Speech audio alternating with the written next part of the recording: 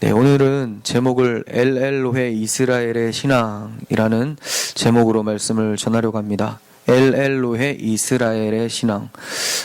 엘엘로헤 이스라엘이라는 말은 하나님은 이스라엘의 하나님입니다. 이런 뜻인데요. 네, 좋은 말이죠. 네. 근데 이 신앙이 너무 좋은 것 같이 보이지만 이 신앙을 닮으면 절대 안 된다라는 것을 본문을 통해서 우리는 알게 됩니다.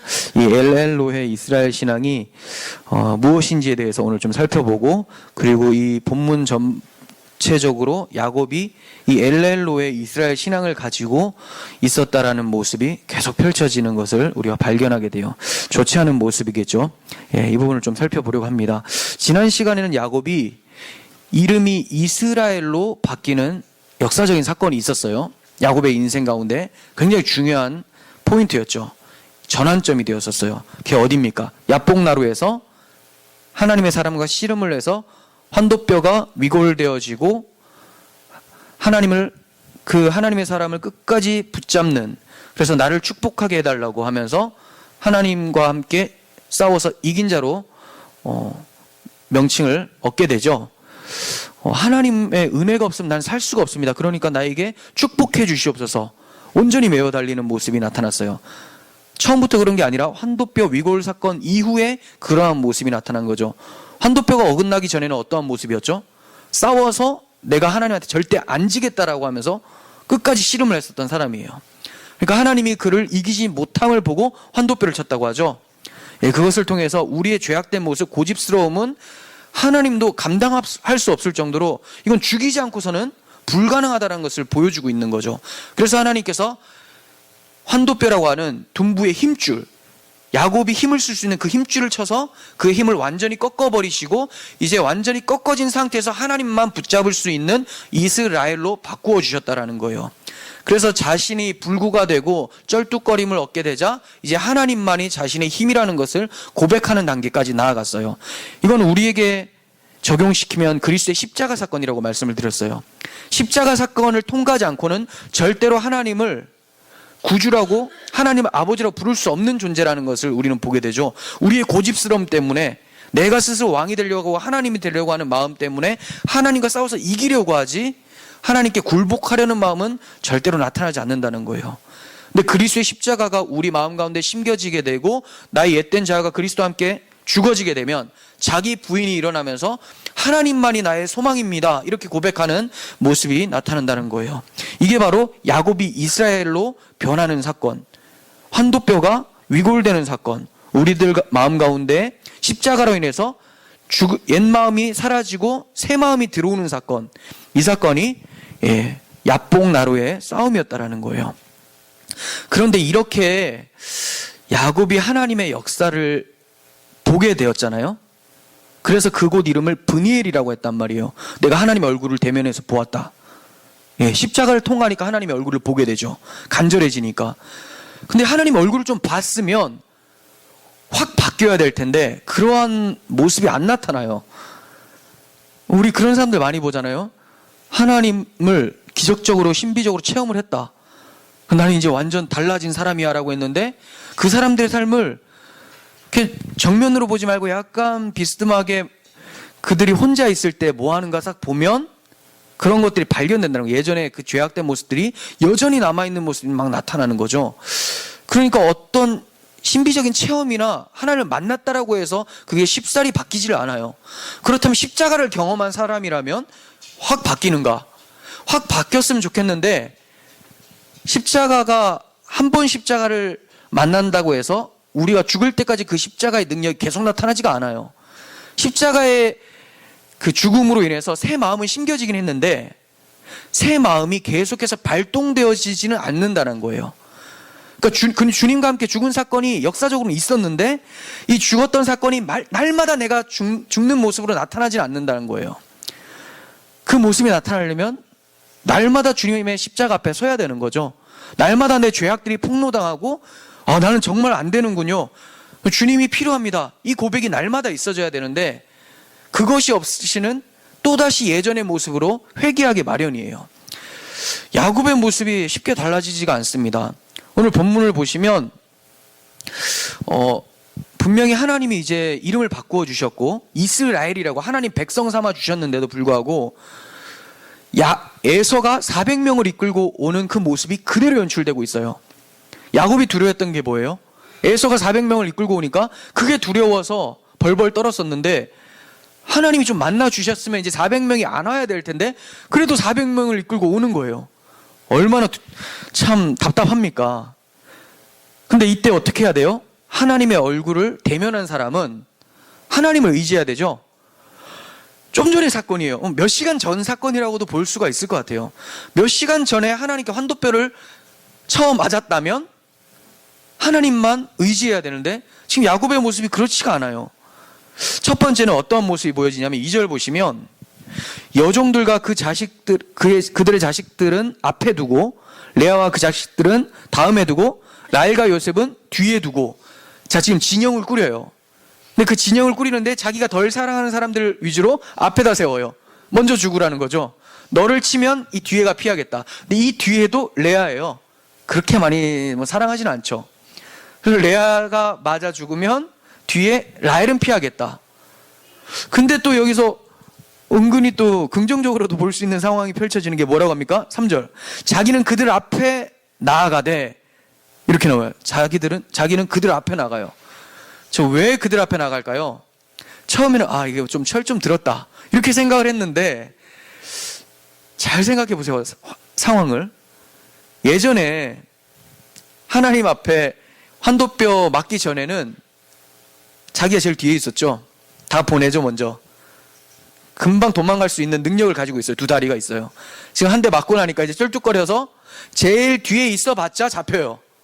어쩔 수 없어서 그냥 앞에 나가서 에서한테 이제 굽신거리면서 다가가는 거예요. 어쩔 수가 없는 거죠. 자기가 사랑하는 사람들 위주로만 이제 지키려고 하고 자기는 먼저 나가게 되죠. 아주 비굴한 모습이 또 펼쳐집니다. 어떻게 합니까? 몸을 7번 땅에 굽혀요. 7번. 7번 땅에 굽힌다는 것은 걸어가면서 계속 굽히면서 간 것 같아요. 절하고 또 그 뭐라고 하죠? 삼보 가고 절하고 이거 있잖아요. 조금만 가면 계속 절하는 거죠. 멀리서부터 저놈이 완전히 이제 항복했구나 이걸 보여주기 위해서 참 비굴한 모습이 나타납니다. 예의를 넘어서죠. 그리고 세 번째는 여전히 예물을 의지하는 모습이 나타나요. 10절과 11절 보겠습니다. 야곱이 이르되 그렇지 자 말씀을 드릴게요. 그 에서에게 자기의 소유를 예물을 드리려고 했어요. 근데 에서가 그냥 두라고 합니다. 그러니까 야곱이 그렇지 않습니다. 내가 형님 눈앞에서 은혜를 입었으면 청하건대 내 손에서 이 예물을 받아주세요. 내가 형님의 얼굴을 배운 즉 하나님의 얼굴을 뵌 것 같습니다. 이렇게 얘기를 해요. 이거 믿음의 고백으로 보기가 좀 어려워요. 일단 예물을 받으셔서 자 먼저 절을 하면서 마음을 누그러뜨리려고 했었고 두 번째는 예물 공세 그리고 뒤에는 아첨 이게 나오는 거죠. 자 이게 누구의 각본일까요? 하나님의 각본입니까? 하나님의 사람은 겸손해야 돼서 이러한 모습이 펼쳐질까요? 그렇게 보여지지가 않아요. 어떤 주석가들은 형님의 얼굴을 본즉 하나님의 얼굴을 본 것 같습니다. 이 말은 그 앞에서 브니엘이 있었죠. 하나님과 대면했다. 그러니까 형님이 마음을 풀어주니까 화해해 주니까 하나님께서 역사한 것이 내가 생각났습니다. 이 표현으로 봐요. 여기까지만 보면 그럴 수도 있을 것 같아요. 정말로 하나님께서 나를 도우셔서 이러한 상황들을 해결해 주셨구나. 그래서 형 얼굴을 보니까 하나님 얼굴이 떠올랐다. 네, 이렇게 볼 수도 있는데 문제는 뭐냐면 뒤에 가면 야곱이 하나님의 얼굴이 떠올랐으면 하나님께서 가라고 한 곳으로 가야 되는데 그렇지가 않고 자기가 가고 싶은 곳으로 가게 돼요. 베델로 가지 않고 숫곳이나 세겜이라는 곳으로 가게 되는 거죠. 그런 것을 봤을 때는 하나님의 얼굴을 떠올렸다고 생각하기보다는 에서에게 하는 아첨으로 볼 수가 있겠죠. 좀처럼 자기의 깨와 생각들, 능력들, 자기가 가지고 있는 재산들 이거 놓지를 않고 있어요. 이 습관이에요. 습관. 그러니까 우리도 죄된 본성은 사라졌어요. 그래서 우린 옛 본성이라는 게 더 어울려요. 근데 뭐가 남아 있습니까? 죄악된 습관이 남아 있어요. 계속 질질질 끌고 가요. 그래서 우리는 어떻게 바꿔야 돼요? 새 본성의 습관으로 바꿔야 돼요. 새 본성의 습관이 들으려면 계속해서 거기에 순종하면 그게 또 습관이 되겠죠. 근데 우리는 뭐 20년, 20살에 예수를 믿었다면 20년 동안 잘못된 습관으로 살았기 때문에 그 습관이 계속 이어져서 그게 잘 안 벗겨지는 거죠. 그 나머지 20년을 예수와 함께 산다면 이제 새 본성으로 바뀌어지겠죠. 그만큼 때 벗기기가 너무 힘든 거예요. 야곱이 지금 잘 벗겨지지가 않습니다. 야곱은 벗겨지지가 않는데 에서는 뭔가 벗겨진 느낌이 들어요. 4절 보겠습니다. 에서가 달려와서 그를 맞이하여 안고 목을 어긋맞추어 그와 입맞추고 서로 우니라. 네, 참 에서가 마음이 넓은 사람 같죠?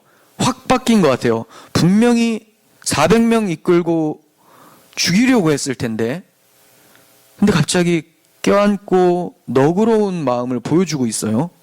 그래서 많은 주석가들이 에서의 너그러움에 초점을 맞추고 있는데, 그리고 이 너그러운 마음들 성도보다 불신자들이 더 너그러울 수 있다, 뭐 이쪽으로 많이 맞추고 있어요. 그런 교훈을 얻을 수는 있죠. 근데 초점은 그게 아니죠. 400명을 이끌고 야곱을 죽이려고 한 에서가 왜 마음이 바뀌었냐 이거예요. 어떻게 해서 바뀌었을까?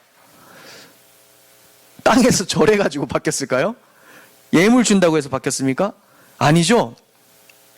하나님께서 그 마음을 변화시킨 거예요. 우리는 어떤 사람이 굉장히 강팍할 때 내가 꾀를 써요. 어떻게 말하면 괜찮을까? 물론 유순한 대답은 굉장히 필요합니다. 그렇지만 내 능력, 내 말의 지혜에 초점을 맞추다 보면 실패하게 돼요. 사람의 마음은 누가 주장합니까? 하나님께서 주장해요. 잠언 21장 1절에서 쉬운 성경을 이렇게 말씀합니다. 왕의 마음이 여호와의 손에 있다. 그분은 자기가 원하시는 대로 물길처럼 그 마음을 바꾸신다. 이렇게 말씀하고 있어요. 왕의 마음이 여호와의 손에 있다. 그분이 원하시는 대로 바꾸어내실 수 있대요. 에서의 마음은 하나님의 손에 있는 거죠. 원하시는 대로 바꿀 수가 있는 거예요. 에서가 9절에서 이렇게 말을 합니다. 내 동생아, 내게 있는 것이 족하니 내 소유는 내게 두라. 에서 많이 가지고 있다고 하죠. 야, 나도 많다. 그러니까 네 거는 그냥 둬라. 이 한마디에 야곱이 지금까지 생각했던 모든 것들이 다 쓸모없는 거였다라는 것을 보게 돼요. 자기는 실컷 땅에 절하고 예물 준비해가지고 이걸로 마음 사야 되겠다 했는데 에서가 하는 말은 야, 그거 나 많아. 됐어. 넣어둬. 이러는 거예요. 그러니까 자기가 지금 힘이라고 생각했던 모든 것이 쓸모가 없게 된 거죠. 하나님 이걸 드러내버리시는 거죠. 에서의 말을 통해서. 우리는 나의 꾀를 버리고 가만히 하나님의 일하심을 의지해야 돼요. 이스라엘 백성들은 출애굽한 후에 홍해 앞에 섰을 때 뒤에 바로 군대가 쫓아올 때 어떻게 했습니까? 불평하고 난리가 났어요. 모세한테 애굽에 매장지가 없어서 우리를 광야에서 죽게 만들려고 여기 끌고 왔느냐 하면서 불평하면서 우리를 내버려둬라. 우리가 애굽 사람을 섬길 거다. 여기서 죽느니 애굽 사람을 섬기는 게 훨씬 낫다. 이렇게 얘기를 해요. 그때 모세가 뭐라고 합니까? 하나님의 사람은 이렇게 말을 할 수가 있어야 돼요. 너희는 두려워하지 말고 가만히 서서 여호와께서 오늘 너희를 위하여 행하시는 구원을 보라. 여호와께서 너희를 위하여 싸우시리니 너희는 가만히 있을지니라. 아멘 아닙니까? 가만히 있어야 돼요. 근데 이게 가만히 있는 게 되게 쉬울 것 같잖아요. 제일 힘든 게 가만히 있는 거예요. 가만히 있는 거. 하나님의 일하심을 믿고 가만히 있는다라는 게 얼마나 힘드냐면 그게 바로 십자가라는 거죠. 내가 죽어야 된다는 거. 내 생각들 버리라는데 내가 생각할 때는 이 생각을 딱 쓰면 딱 좋을 것 같은데 하나는 그거 버리라는 거예요. 제가 설교를 이렇게 하지만 이게 될까요? 이게 너무 안 돼요. 이게 제일 안 되기 때문에 너무 부끄러운데 근데 성경은 가만히 있으래요. 모세만 그렇게 말할까요? 고라 자손들이 하나님을 경험하고 나서 시편을 이렇게 씁니다.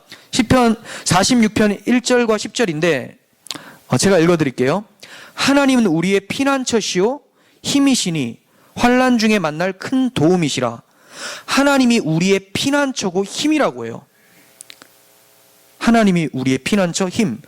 그렇다면 자기는 힘이 없다라는 거죠. 그 전제 깔고 있는 거예요. 그리고 나서 하나님이 이르시기를 너희는 가만히 있어 내가 하나님 됨을 알지어다. 내가 문 나라 중에서 높임을 받으리라. 내가 세계 중에서 높임을 받으리라 하시도다. 하나님이 높임을 받겠다는 거예요. 왜요? 가만히 있게 해가지고 내가 일을 해서. 근데 우리는 하나님 좀 가만히 계세요. 내가 일을 할게요. 그래서 내 칭찬 좀 받을게요. 이렇게 얘기를 하죠. 이게 바로 십자가에서 뛰어내려와가지고 죽지도 않고 살아나서 시퍼렇게 살아서 하나님 앞에 칼 들고 싸우는 거예요. 지금 야곱의 씨름 다시 하고 있는 거죠. 가만히 있는 게 제일 힘듭니다. 교회에서도 그냥 자기를 부인하세요라고 하면 그 정말 힘들고, 봉사 같은 거 시켜놓으면 정말 열심히 하는 사람들이 있는데 자기 부인은 정말 못해요. 가만히 있지는 못해요. 뭔가 해서 자기를 드러내고 싶고, 또 그 드러낸 자리에서 자기가 영광을 받고 싶어 하죠. 그런 사람들 많이 있습니다. 그런데 저 사람에 대해서 한번 저주라고 하면 도대체 저한테만 왜 그러세요라고 하면서 막 화를 내죠. 저한테만이 아니라 성도들은 다 가만히 있어야 돼요. 근데 그게 너무 안 되는 게 우리의 모습이죠. 야곱 비난할 게 아닙니다. 우리들의 모습이 그렇다라는 거죠. 우리가 여기서 기억해야 될 게 있어요. 에서가 완전히 변한 것 같은데, 에서가 변하기 전에 먼저 야곱이 변했었다는 거예요. 물론 오늘 본문에서는 상태가 좀 안 좋아요. 근데 에서가 변하기 전에 어떤 사건이 있었습니까? 야곱의 전환점이 있었죠. 하나님께서는 에서에게 초점이 있는 것이 아니라 야곱에게 초점이 있어요. 하나님이 에서를 변화시켰다, 에서를 사랑하시나 보다, 이게 아니라 에서를 왜 변화시켰는가? 아니, 에서가 왜 변화됐는가? 야곱을 변화시켰기 때문에 에서가 변화된다는 것을 보여주고 있는 거예요. 하나님 앞에서 내가 변화되면 하나님께서 환경도 변화시켜 주실 수 있어요. 그건 다른 게 아니라 저 사람이 바뀐다기보다는 먼저 내가 바뀌었기 때문에 그 관계가 다시 한번 새로운 관계가 정리가 된다라는 거예요. 예를 들면 그렇죠. 대부분의 가정 문제는 내가 변하지 않아서 생겨납니다. 와, 우리 와이프는 왜 저렇게 내가 싫어하는 것만 골라서 할까? 자기가 그걸 안 싫어하면 되잖아요. 그렇죠? 쉽지가 않아요. 내가 변하면 되는데 그 변해지는 게 쉽지가 않습니다. 저 사람이 변하면 딱 편할 것 같다. 당연히 그게 편하죠. 근데 주님께서는 나를 변화시키고 원하신다라는 거예요. 선악과 먹은 아담의 후손들의 특징이 뭐냐면 남탓하기예요. 남탓. 아담이 선악과 먹고 나서 뭐라고 얘기합니까? 너 그거 누가 먹게 했느냐? 하나님이 만드신 저 여자가 먹게 했습니다. 동시에 두 명 지금 탓했어요. 누구 탓? 여자 탓, 그리고 하나님 탓. 그 여자는 뭐라고 합니까? 하나님 만드신 저 짐승, 저 뱀이 저 먹게 했습니다.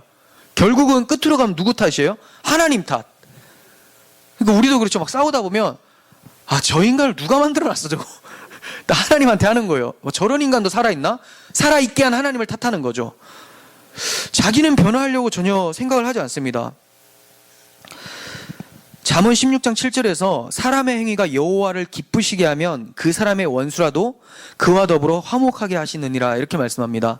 자기만 하나님 앞에서 변화가 되면 된다는 거예요. 그 사람들이 왜 존재합니까? 내가 변화하라고 나에게 주시는 하나님의 말씀을 그들의 행동을 통해서 대언을 하고 있는 거예요. 그러니까 우리는 그 사람에 대해서 욕을 하기보다는 그 사람이 하고 싶지 않은데도 내가 싫어하는 행동을 해서 나를 변화시키려고 하는 도구로서 지금 사용되어주고 있구나. 너무 힘들죠? 너무 힘들죠. 거기까지 생각하기가. 그렇지만 그 생각 한번 하세요. 여러분들을 괴롭히는 사람들이 있고 주변에 힘들게 하는 사람들이 있다면, 하나님께서 이 사람을 통해서 나를 보라고 하는 거구나. 하나님 지금 나 한 사람 바꾸기 위해서 이 불쌍한 어린 양이 희생당하고 있구나. 이렇게 보시는 게 좋습니다. 느헤미야처럼 자기 탓으로 여기는 마음이 필요합니다. 오늘날 교회들 모습 보면 세상이 왜 이러냐, 세상이 썩어져 간다, 말세다. 네, 말세 맞죠. 근데 그렇게 비난만 하고 있을 게 아니라 왜 계속해서 썩어져 가는가, 거기에 대해서 생각을 해봐야 되는 거죠. 세상이 점점 어두워져 가요. 왜 점점 어두워집니까? 주님께서 우리를 빛과 소금이라고 했어요. 등불이라고 했는데 이 등불이 제 역할을 못하니까 어두워지는 거잖아요.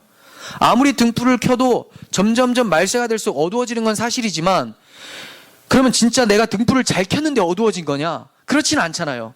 등불을 못 켰기 때문에 빛을 못 비췄기 때문에 어두워진 거를 우리가 직시하고 인정할 수 있어야 된다는 거예요.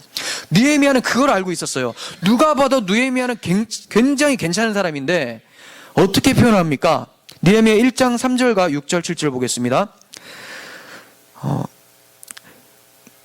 전갈이 이렇게 옵니다. 어떤 사람이 이제 통보해 주는데 그들이 내게 이르되 사로잡힘을 면하고 남아있는 자들이 그 지방 거기에서 큰 환난을 당하고, 자, 예루살렘이에요.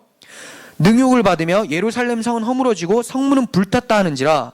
자, 바벨론 포로로 끌려가 있는 시점에서 예루살렘을 보니까 성전 불타고 거기 남아있는 사람들 박해당하고 있다는 걸 들었어요.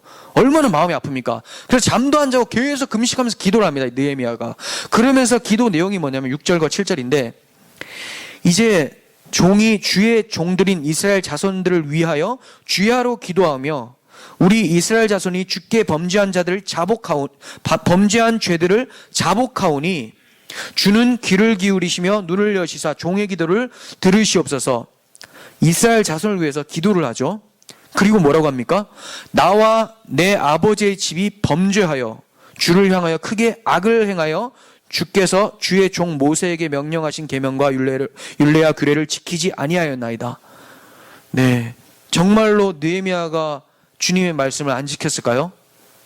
그게 아니라 자기가 등불의 역할을 감당해야 되는데 그렇지 못한 내 탓입니다라고 하면서 자기가 자복하고 회개하는 모습을 보여주고 있죠.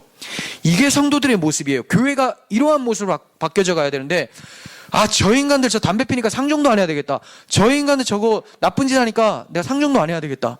상종 안 할 그 사람한테 가서 변화시킬 수 있는 복음을 줘야 되는 것이 교회의 모습이에요. 그리고 하나님 앞에 먼저 무릎 꿇고 저 사람이 저렇게 된 것은 내 문제입니다라고 먼저 얘기할 수 있는 믿음이 있어야 된다는 거죠. 참 하나님은 어려운 걸 시키시죠. 솔직히 어려운 게 아니라 불가능해요. 불가능이죠. 불가능. 근데 우리가 왜 이걸 가능한 것처럼 얘기를 합니까?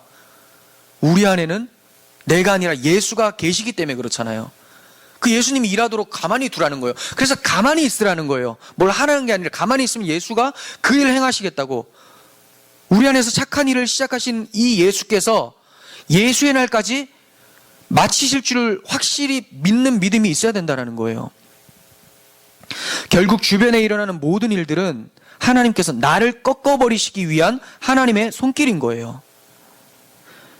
야곱이 야복강 전에는 돈이 전부였어요. 그런데 야복강에서 환도뼈 사건을 경험하고 나선 누가 전부가 됩니까? 하나님이 전부가 되죠. 오늘 본문에서는 그렇지 않지만 점점점 이제 힘 빠지는 사건을 여러분들 볼 거예요.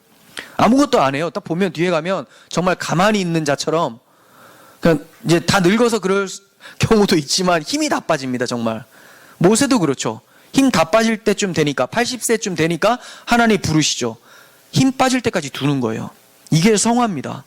우리가 주고 있던 힘을 빼는 것이 성화예요. 야곱이 예전 같았으면 자기 다리로 도망쳤을 텐데 이제 지팡이 짚고 하나님만 의지해야 되는 것을 배우게 되는 거죠. 야곱의 모습을 조금 더 살펴보도록 하겠습니다. 12절부터 좀 보도록 하겠습니다. 에서가 이르되 우리가 떠나자 내가 너와 동행하리라. 자, 에서가 이제 완전히 마음을 연 것 같아요. 내가 내 동생하고 이제 함께 살고 싶다 이런 말을 하는 거죠. 야곱이 그에게 이르되 내 주도 아시거니와 자식들은 연약하고 내게 있는 양떼와 소가 새끼를 데리고 있은즉 하루만 지나치게 벌면 모든 떼가 죽으리니 청하건대 내 주는 종보다 앞서가소서. 나는 앞에 가는 가축과 자식들의 걸음대로 천천히 인도하여 세일로 가서 내 주께 나아가리이다. 이렇게 말을 하고 있어요. 자, 조금만 지나치게 몰면 가축들이 다 죽는데요. 자식들도 연약하다고 얘기를 하고 있죠. 거짓말하고 있죠. 거짓말. 왜 거짓말입니까? 엄청난 속도로 한번 몰았던 적이 있죠. 하란에서 길라산으로 갈 때 엄청난 속도 450km인데 열흘 만에 갔어요. 그 많은 사람들을 이끌고 하루에 45km 이상 움직였다라는 거예요. 45km씩. 어떻게 이렇게 움직일 수 있습니까? 죽기 살기로 도망갔다는 거예요. 죽기 살기로. 근데 지금은 못하겠다고 거짓말하고 있어요. 거짓말. 자, 그러면 세일로 가기 싫어서 그런 건가? 네, 세일로 가기 싫은 거는 좋은 생각이에요. 예, 세일로는 가면 안 되죠. 어디로 가야 되죠? 베델로 가야 되니까. 근데 뒤에 또 뭐라고 합니까? 먼저 가시면 내가 세일로 가겠습니다. 예, 이 사람이 지금 계속해서 자기 주특기를 사용하고 있죠. 거짓말. 여전히 환도뼈를 맞았음에도 불구하고 이런 거짓말을 하고 있습니다. 참 에서가 그래서 이제 그러면 뒤따라올 거면 에서는 좀 착해서 또 순진하게 또 믿어요. 좀 순진하다 보니까 제가 야곱한테 당했잖아요. 예전에도 팥죽 주면 장자권 줘버리고 막 멍청하게 순진하면서 또 멍청하죠. 어른들은 순진하다는 소리 들으면 안 되죠. 순수하다고 해야 되는데 멍청한 거죠. 그래서 이렇게 믿어버립니다. 그리고 15절에 이렇게 얘기하죠. 그러면 내 종 몇 사람을 내게 머물게 하리라. 자, 이제 보호해서 너를 내가 잘 모시고 올 수 있도록 인도해 주겠다. 이렇게 표현을 한 거죠. 그런데 야곱이 뭐라고 합니까? 어찌 그리하리이까? 나로 내 주께 은혜를 얻게 하소서. 이거는 하나님께 은혜를 얻게 하소서가 아니에요. 자, 지금까지 형님한테 받은, 형님이 지금 내 주예요. 이 사람에게 하나님은 주가 아닙니다. 지금 생각에. 형님에게 받은 은혜가 너무 많은데 어떻게 인도까지 받겠습니까? 괜찮습니다. 먼저 가십시오. 이렇게 얘기하는 거죠. 하나님은 온데간데 없고 형하고만 계속해서 얘기를 하면서 형의 제안도 거절을 합니다. 그런데 그가 세일로 갑니까? 안 가죠. 16절. 이날에 에서는 세일로 돌아가고 야곱은 숫곳에 이르러. 자, 에서는 정말 순진해서 그냥 집으로 돌아갔는데 이제 동생 오나 엄청 기다렸겠죠. 한 며칠을 기다렸을 것 같아요. 동생 안 와요. 다시 시기가 질투, 열받음이 찾아왔었던 것 같아요. 이놈이 또 거짓말을 했구나. 그러니까 그 뒤로도 에서의 후손들, 에돔이 이스라엘하고 계속 안 좋거든요. 뭐 평안해지지가 않습니다. 에스를 속인 야곱의 모습. 네. 기독교인들은 뭐 아니면 아니라고 얘기를 해야 되죠. 하나님께서 가라고 한 곳으로 가야 된다. 얘기하면 되잖아요. 지금까지 온 것만 해도 하나님의 보호하심이었는데 그게 두려워서 이거 거짓말 안 해도 되는 건데 거짓말 한 거거든요. 이런 모습들. 너무나 믿음의 조상 이스라엘이라고 하는 이름이 창피할 정도로 이런 모습을 보게 됩니다. 그러면 야곱은 세일이 아니라 어디로 가야 했습니까? 베델로 가야 됐죠. 창세기 31장 13절에서 하란에서 하나님이 말씀하신 게 이거죠. 나는 베델의 하나님이라 내가 거기서 기둥에 기름을 붓고 거기서 내게 서원했으니 지금 일어나서 이곳을 떠나서 내 출생지로 돌아가라. 네. 숫곳이 출생지입니까? 아니죠. 숫곳은 지나가는 통로긴 해요. 거기를 거쳐 가긴 해요. 근데 여기서 머물면 안 되죠. 네, 머물면 안 돼요. 근데 어떻게 합니까? 17절. 야곱은 숫곳에 이르러 자기를 위하여 집을 짓고 그의 가축을 위하여 우릿간을 지었으므로 그 땅 이름을 숫곳이라 부르더라. 네, 왜 집을 지었습니까? 오래 거하려고. 오래 거하려고. 야, 여기서 자기를 위해서 집을 지었다. 자기 가축을 위해서 우릿간을 지었다. 이거 예전에 그 자기 외삼촌 라반한테 했던 말이죠. 나는 언제 내 집 짓습니까? 기억나십니까? 네, 이렇게 있다가 내가 언제 내 집을 짓습니까? 그러다가 하나님이 하나님의 집 베델로 돌아가라 이랬단 말이에요. 정신 차려야 되잖아요. 근데 또 다시 자기 꿈을 성취를 해보려고 자기 집을 또 지어요. 그리고 가축도 짓습니다. 가축 우릿간도 짓습니다. 그러면 야곱이 잠깐 여기 있다는 거예요? 아니면 오래 있겠다는 겁니까? 오래 있겠다라는 거죠. 힘든 상황이 싹 지나가자마자 퍼질러지는 게 우리들의 모습이죠. 힘들 때는 하나님 울고불고 난리가 나는데 조금만 괜찮아지면 이곳이 좋사오니 여기서 주님, 내가 주님을 바라보겠습니다. 주님 앞으로 나아가는 것에도 게으른 우리들의 모습이 야곱의 모습을 통해서 발견됩니다. 주님께서는 가라고 하신 곳이 있는데 그곳까지 가질 않아요. 힘들면 안 가죠. 참 이렇게 눌러 앉은 곳에서 우리간을 지었다고 표현을 하는데, 우리간은 짐승이 사는 집이죠. 마곡간 같은 데죠. 그런데 이 모습은 저는 이 본문을 볼 때마다 이 생각이 나요. 지금 야곱의 상태가 짐승의 집에서 살고 있는 짐승과 같은 모습이라는 것이 묵상이 되어져요. 왜 그러냐면 조금만 더 가면 어디가 있습니까? 하나님의 집이 있어요. 하나님의 집. 근데 이곳은 숫곳에는 자기 집과 짐승 집이 있어요. 그러니까 완전히 대조되죠. 거기까지 못 가는 거예요. 하나님의 약속의 땅까지 못 가는 그 상태가 바로 짐승의 상태라는 것을 우리는 보게 돼요. 그러면 숫곳에서 계속 머물러 살았는가? 그렇지 않아요. 다시 한번 시도를 합니다. 어디까지 갑니까? 베델까지 아니라 세겜까지 가요. 숫곳 다음에 세겜, 그리고 세겜에서 밑으로 쭉 내려오면, 자, 지형적으로 올라가요. 산 쪽이라서 좀 올라가요. 베델이 높아요. 거기까지 안 갑니다. 세겜에서 베델까지 거리가 얼마 되지를 않아요. 금방 갈 수 있는데 그까지 안 가요. 왜 그럴까요? 아까 말씀드렸죠? 올라가야 된다. 그래서 베델로 올라가라 이렇게 말씀하거든요. 베델로 올라가라. 높으니까 힘드니까 안 가는 거예요. 자기 육신의 편안함 때문에 가지를 않습니다. 세겜에 눌러 앉아요. 18절 보겠습니다. 야곱이 밧다람에서 평안히 가나안 땅 세겜 성읍에 이르러 그 성읍 앞에 장막을 치고, 세겜에 장막을 쳤는데, 야곱이 자기가 세겜 땅에 이런 것만 회상을 해도 여기 머물러 있으면 안 된다는 것을 알았을 텐데 왜 머물렀을까요? 자기가 지금까지 올 때 어떻게 왔어요? 18절에서는 평안히 세겜 성읍에 이르렀대요. 죽을 고비가 2번이나 있었죠. 라반한테 죽을 뻔했었고 에서한테 죽을 뻔했는데 평안히 왔어요. 그렇다면 여기에 있으면 안 되고 그 평안의 주체이신 하나님께로 나아가야 되는데 여기 머물러 있다는 거예요.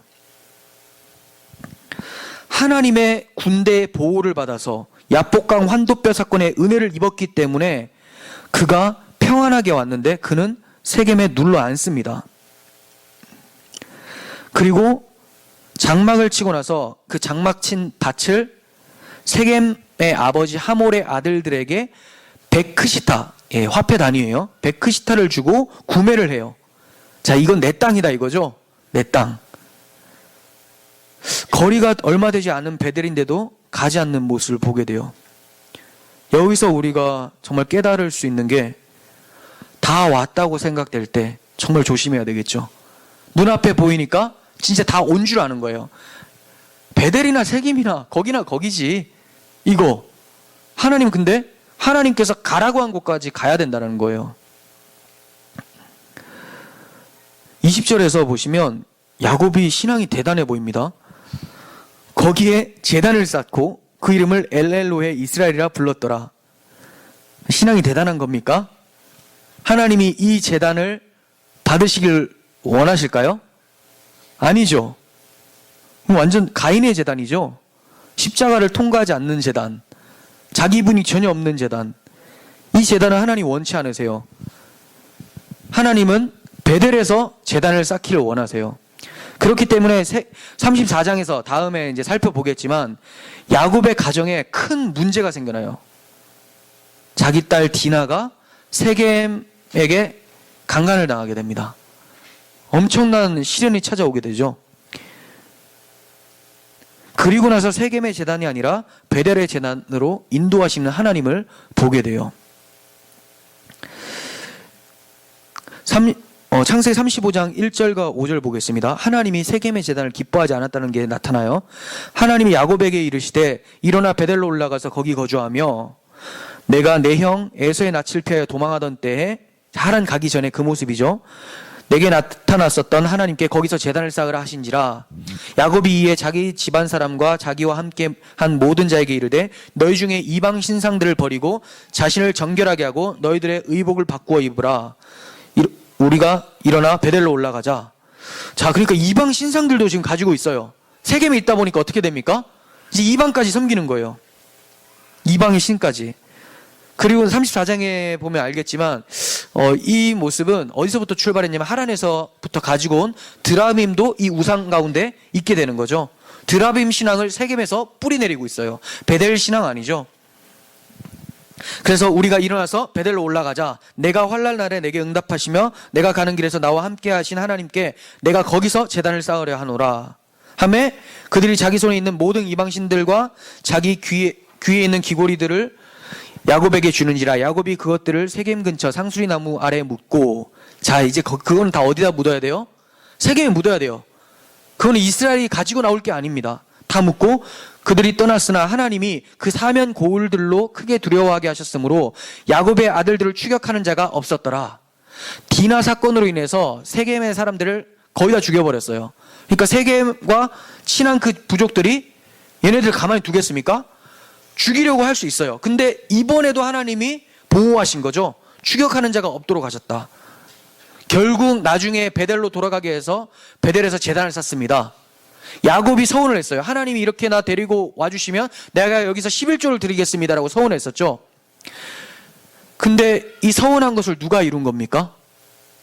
하나님이 이룬 거예요. 야곱이 이루었다고 절대 말할 수 없는 게 야곱은 이루려고 생각을 안 하고 있어요. 세겜에서 눌러 살죠. 숫곳에서 눌러 살죠. 근데 하나님이 어려움을 발생시키셔서 고난이라는 선물을 주셔서 그를 서원을 지킬 수 있도록 만들어 내신다는 거예요. 그러니까 우리는 서원을 할 수 있는 존재도 아닙니다. 그냥 하나님께 감사하고 감사하면 감사하다. 또 하나님 도우심을 받았으면 그것에 대해서 반응하면 되는 거지. 우리의 고백을 하면 되는 거지. 그래서 하나님 이렇게 하시면 내가 이렇게 하겠습니다. 조건부적으로 할 필요가 없습니다. 어차피 그 조건 달아도 성취하시는 분은 하나님이기 때문에 내가 잘했다고 말을 할 수 있는 게 없어요. 야곱이 왜 세겜에서 제단을 쌓았습니까? 베델까지 왜 안 갔습니까? 힘들어서 그랬다고 했죠. 정말 편하게 생각을 해보세요. 힘들어서 안 간 거예요. 가다가 못 가겠다. 혼자 갑니까? 애들이 엄청 많아요. 가축도 엄청 많습니다. 이곳이 좋사오니 육신의 편안함 추구. 이거를 오늘날에 인터넷 예배로도 볼 수가 있겠죠. 1차적으로는 그렇게도 볼 수가 있어요. 교회까지 가기가 싫어요. 어차피 손가락 한 번이면 설교가 나옵니다. 설교 나오면 예배입니까? 뭐 그렇게 생각하는 사람들도 있어요. 뭐 말씀을 깨달으면 그것 자체가 예배고 영이 하나님께 올라가고 뭐 이상한 소리 하고 있는데, 예배는 하나님과 이웃사랑이죠. 하나님 사랑, 이웃사랑. 함께 교제가 있어야 되는데 혼자 자기 만족 취한 거, 지식 습득하는 거 예배 아니잖아요. 근데 자기 몸 편하자고 해서 그냥 방에서 클릭 한 번을 해요. 근데 이거는 1차적인 적용이에요. 예. 정말 궁극적으로 세겜의 제단 쌓은 이 야곱의 모습은 무엇을 말하고 있냐면, 하나님이 말씀하신 복음 안에서 예배하는 것이 아니라 죄된 습성과 어울릴 만한 다른 복음 안에서 예배했다라는 거예요. 하나님이 가라고 한 약속이 있는 베델이 아니라 약속이 없는 곳에서 예배를 하는 거죠. 하나님이 약속하신 예수를 통해서 예배하는 자가 아니라 예수 비스무리한 다른 예수 갖다 놓고 예배하는 거죠. 십자가 없이 자기 만사 형통을 위해서 예배하는 자들, 자기 부인이 없는 모든 예배가 세겜의 제단과 같습니다. 엘엘로의 이스라엘. 어떻게 여기서 하나님의 이름을 또 야곱도 불러요? 그런 사람들도 십자가 통과하지 않고 진짜 성경이 말하는 하나님이 보내주신 예수를 믿지 않으면서도, 자기가 만든 예수를 믿으면서도 하나님의 이름을 잘도 부르죠. 이게 야곱의 모습, 엘헬로의 이스라엘 제단이에요. 우리가 이곳에서, 이 공간에서 예배를 드리지만 베델의 제단을 쌓는 사람이 있을 수 있고, 숫곳의 제단, 세겜의 제단을 쌓는 사람이 있을 수 있어요. 우리가 무슨 제단을 쌓고 있는지를 봐야 되죠. 내가 진짜 내 마음이 어디를 향하고 있는가. 이 제단의 특징, 세겜 제단의 특징은 외형적으로 상당히 비슷하다라는 거예요. 그 앞에서 야곱이 드리는 제사만 보면 이게 잘못된 제사인지 모르겠죠. 근데 인공위성을 통해서 위에서 보면 저기 베델이 아니라 세겜인데? 이렇게 되는 거예요. 우리도 마찬가지예요. 우리 그냥 예배 드리는 모습 보면 제가 뭐 어떻게 알겠습니까? 근데 성령께서 여러분들의 마음을 비춰주시면 여러분들의 내가 전에 드렸던 예배가 이게 세겜의 제단이었구나, 이게 알게 된다는 거예요. 그러니까 우리는 내가 드리는 이 예배를 하나님께서 조명해 줄 수 있도록 하나님을 의지하면서 간절히 기도해야 되겠죠. 정리하도록 하겠습니다. 야복강 사건을 경험한 야곱이었지만 야복강 이후의 삶이 바로 변한 게 아니에요. 베델에 이르기까지 하나님을 대적하는 자기중심적 모습이 계속해서 나왔어요. 우리에게도 십자가 사건이 있어요. 저는 여기 있는 사람들이 다 십자가 사건을 통과했다고 보여집니다. 그런데 문제는 그 십자가 사건이 지금도 능력을 발휘하고 있는가? 그러 보이지가 않아요. 베델에서 예배를 하고 있는가? 세겜에서 예배를 하고 있는가? 세겜에서 하는 느낌이 너무 많이 드는 거죠. 세상 사람들이 편하게 갈 수 있는 곳은 숫곳이고 세겜이에요. 높지가 않으니까. 자기 희생이 필요가 없어요. 하지만 약속의 자녀들은 약속하신 그곳을 바라보고 그곳에서 예배를 해야 되는 거죠. 사람들이 만들어낸 예수가 아니라 하나님이 보내신 예수, 내가 죽어나가는 그 예수를 주로 삼는 것, 그것이 우리 예배의 시작이 되어야 돼요. 우리는 끊임없이 베델, 예수 그리스도를 찾아서 그 안에서 예배해야 됩니다. 나 중심의 엘렐로의 이스라엘 신앙을 버리고 베델로 나아가는 우리들이 되었으면 좋겠습니다. 우리들에게는 하나님께서 허락해 주신 더 나은 본향이 있기 때문에 세겜의 제단과 같이 예전에 나왔던 고향으로 돌아가는 것이 아니라 내가 나아갈 본향으로 나아가야 되는 거예요. 히브리서 11장 15절, 그들이 나온 바 본향을 생각하였더라면 돌아갈 기회가 있었으려니와 그들이 이제는 더 나은 본향을 사모하니 곧 하늘에 있는 것이라. 이러므로 하나님이 그들의 하나님이라 일컬음을 받으심을 부끄러워하지 아니하시고 그들을 위하여 한 성을 예비하셨느니라. 아멘. 이 사람들이 누굽니까? 히브리서 11장에 나오는 믿음의 조상들이에요. 믿음의 조상들. 이 사람들은 더 나은 본향을 사모했대요. 하늘에 있는 것. 그랬더니 하나님이 그들을 부끄러워하지 않아요. 어떤 자들을요? 더 나은 본향, 하늘에 있는 것을 사모하는 사람들은 하나님이 그들을 부끄러워하지 않는다는 거예요. 세겜에 눌러서 하나님 나 이거 제단 쌓았죠 라고 하는 사람들을 굉장히 부끄러워해요. 어떤 자를 부끄러워하지 않습니까? 힘들어도 베델로 가라고 한 그곳으로 가서 제단을 쌓는 사람들, 그 사람들은 하나님이 자녀라고 일컬어지고 하나님이 그들을 기쁘게 받으시는 겁니다. 그들을 위해서 하나님이 한 성, 베델, 예수 그리스도를 준비해 두셨던 거예요. 야곱같이 숫곳과 세겜에 머물러 있기를 좋아하는 우리를 포기하지 않으시고 베델이라고 하는 본향으로 인도해 내실 하나님의 열심을 찬양하면서 우리들의 신앙생활을 이어갔으면 좋겠습니다. 기도하겠습니다. 하나님 아버지, 하나님께 그 큰 은혜를 받고도 하나님을 의지하는 자로 변화된 야곱이었지만 또다시 신앙의 여정에 발걸음을 옮겼을 때 자신의 죄악됨이 드러나는 모습을 보았습니다.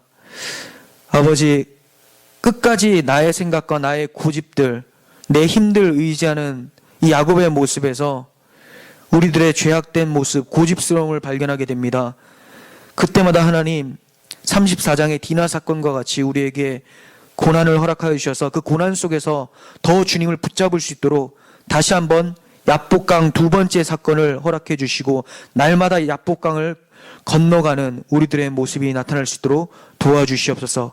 그래서 세겜의 제단이 아니라 하나님이 원하시는 베델의 제단으로서 예수 안에서 예배하는 우리 모두가 되게 하여 주옵소서. 예수님의 이름으로 기도합니다. 아멘.